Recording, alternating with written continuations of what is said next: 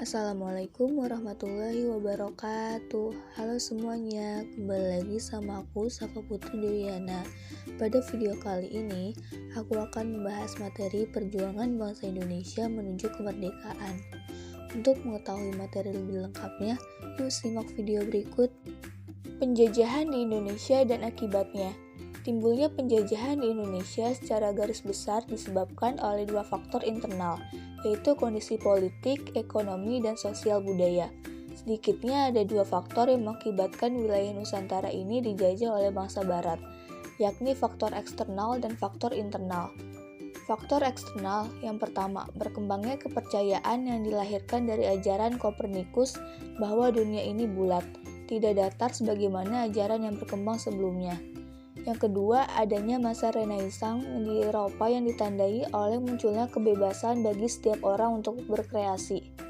Yang ketiga, munculnya Islam sebagai kekuatan baru di wilayah Timur Tengah, Afrika Utara yang berhasil menguasai jalur perdagangan atau pintu yang menghubungkan antara dunia timur dan barat.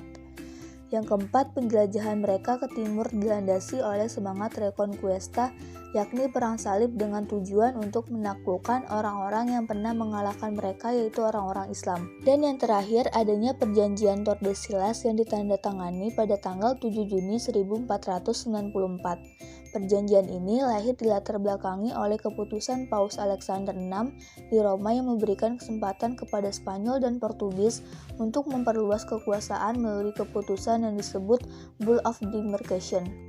Ada beberapa faktor internal yang menyebabkan terjadinya penjajahan di Indonesia. Yang pertama, terjadinya kontak hubungan perdagangan antara penduduk pribumi dan orang asing yang berperan sebagai kaum pendatang pencari rempah-rempah yang bertindak sebagai pembeli. Yang kedua, penduduk Nusantara termasuk Indonesia adalah penghasil rempah-rempah yang sangat diperlukan oleh orang Barat. Yang ketiga, kondisi penduduk Nusantara masih merupakan kerajaan-kerajaan kecil yang sangat rentan dengan persaingan dan di antara mereka terjadi ambisi untuk saling menaklukkan sehingga mudah diadu domba oleh kaum pendatang dari luar. Perjuangan bangsa Indonesia dan semangat kebangsaan menuju kemerdekaan. Menurut Surjo Miharjo, perjuangan bangsa untuk mencapai kemerdekaan di negara-negara Asia yang pernah mengalami proses penjajahan pada umumnya mencapai puncaknya pada pertengahan abad ke-20, yakni melalui proses dekolonisasi antara tahun 1945 sampai 1955. Peraturan tanam paksa atau Kulturstals oleh Van de Bos tahun 1828 dalam pemerintahan Hindia Belanda. Dalam praktiknya ternyata banyak penyimpangan atau penyelewengan sangat memberatkan rakyat. Rakyat diperas bukan hanya tenaga melainkan juga kekayaannya sehingga mengakibatkan banyak sekali rakyat yang jatuh miskin. Muncul pula suara-suara yang ingin membela rakyat jajahan di parlemen Belanda terutama dari partai liberal yang memenangkan pemilu saat itu.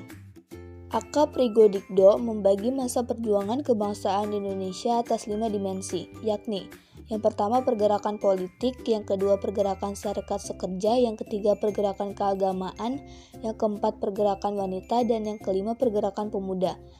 5 dimensi pergerakan pada masa penjajahan Belanda ini dibagi lagi menurut kurun waktu. Yang pertama, masa 1908 sampai 1920.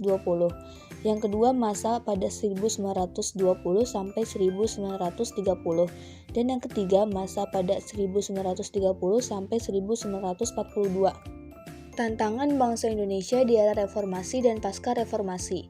Era reformasi telah menimbulkan krisis yang bersifat multidimensi. Krisis berawal dari krisis kepercayaan terhadap pemerintah yang dalam pelaksanaan pembangunan oleh Orba yang berkuasa selama 32 tahun telah mengakibatkan terpuruknya kondisi ekonomi nasional hingga kini belum pulih. Secara khusus telah memberikan dampak pada kehidupan perempuan Indonesia yang dapat dinilai sebagai suatu hambatan maupun sebagai suatu peluang adanya penurunan kesejahteraan secara nasional, telah mendorong wanita untuk berperan serta dalam membantu kesejahteraan keluarga perlu mendapat perhatian dan dukungan yang positif. Pandangan Islam tentang penjajahan dan pentingnya membela dan mempertahankan bangsa dan negara. Membela negara bisa digolongkan sebagai salah satu jihad dalam pengertian yang luas. Terlebih ketika hal itu dilakukan dalam rangka membela hak-hak kaum muslimin khususnya dan nilai-nilai kemanusiaan pada umumnya.